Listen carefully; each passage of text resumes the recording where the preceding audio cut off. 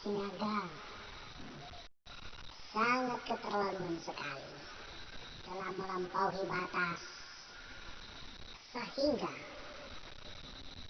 masyarakatnya sangat marah karena ucapan dari saudara Ondrak Sinaga dengan sebuah pernyataan yang sangat menyinggung perasaan suku Nias pada umumnya. Sungguh-sungguh miris pernyataan Ondrak Sinaga. Dimulai dengan satu cerita yang sedang viral dengan seorang ibu dari Nias yang sedang dianiaya oleh preman di Medan. Alih-alih ceritanya malah menyinggung perasaan suku Nias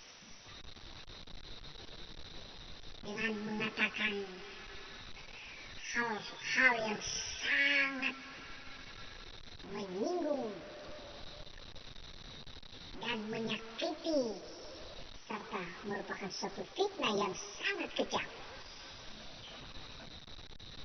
Pernyataan yang sangat miris yang menyatakan bahwa perbuatan atau tindakan orang Nias ketika ada salah seorang laki-laki menikah, maka mertua dari perempuan ini yang menikmati malam pertama dari menantunya. Wow, ini satu perbuatan yang sangat keji. Bagaimana Ondrak Sinaga?